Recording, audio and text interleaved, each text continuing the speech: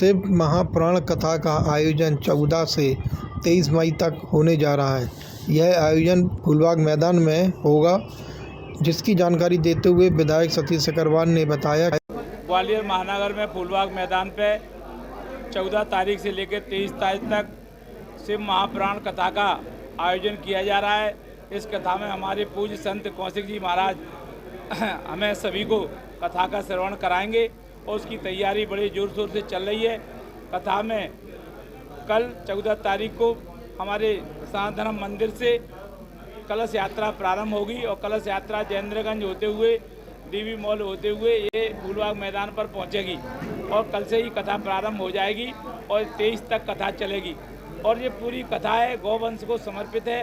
जैसा कि हमारे पूज्य महाराज जी श्री कौशिक जी महाराज जी लगातार गौवंश के लिए काम कर रहे हैं और उनकी जो गौशाला है वृंदावन धाम में, वहाँ लगभग 20,000 से अधिक गौवंश वहाँ है और महाराज जी ने यह तय किया है जब तक 1 लाख गौवंश एक छत के नीचे वृंदावन धाम में नहीं रहेगा तब तक वो भोजन नहीं करेंगे। वो भोजन उन्होंने पिछले 6 साल से त्याग रखा है। केवल गौ माता का दूध पीकर अपना जीवन जी रहे हैं और उन्होंने तय किया है कि जब तक 1 लाख गौ नहीं होंगी एक छत के नीचे तब तक वो भोजन नहीं ग्रहण करेंगे।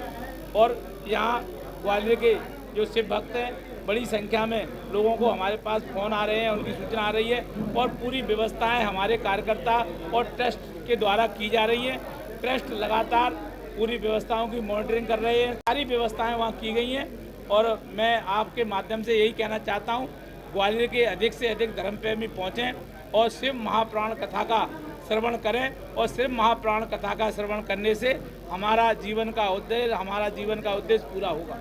जो कि लगा रखा है उनका संकल्प है 1 लाख गाय एक छत के नीचे। उसके लिए श्रीधाम वृंदावन तो पहले से ही पावन तीर्थ है, लेकिन वास्तव गौत्री तुलसी तपोवन गौशाला जहाँ यमुना माँ का पावन पुलिन तट है और माँ की पावन ही गोदी में तुलसी तपोवन गौशाला में गाय जो कि जहाँ गायों का लालन भी चल रहा है, पालन पोषण और संवर्धन।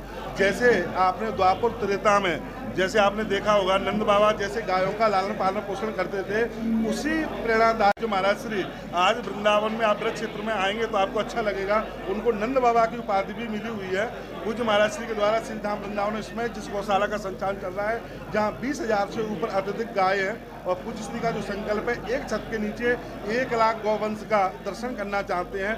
पूज्य श्री के ऐसे कई प्रकल्प हैं जिसमें निःशुल्क धन्वंतरी औषधालय, तुलसी गुरुकुल विद्यापीठ, ऐसे कई प्रकल्प और कई संस्थाएं चल रही हैं। लेकिन मुख्य रूप से अत्यधिक समय न लेते हुए मंडला में मां नर्मदा की पावन गोदी में भी पूज्य श्री ने गौशाला बनाई है, वहाँ भी लगभग 8,000 से ज़्यादा गौवंश है। तो इस प्रकार से पूज्य श्री कार्य कर रहे हैं। मैं आप सभी वक्तों से ये निवेदन कर रहा हूँ और मीडिया के माध्यम से ये मेरा निवेदन है कि फूलबाग की इस पावन कथा में कल 14 तारीख से जो पावन कथा जो कि प्रारंभ होने के लिए जा रही है, जिसकी भव्यता के साथ विशालता के साथ जो कल से आज तक लगभग 3 से 3:30 बजे के अंतराल में जो कि सनातन धर्म मंदिर से प्रारंभ होगी, नगर के प्रमुख मार्गों से होते हुए इस संपूर्ण कार्यक्रम के हमारे विधायक जी मेरे साथ में जो खड़े हुए हैं, जो कि उनके कदमों पर ये बीड़ा और उनकी पूरी टीम जो कि कार्य कर रही है।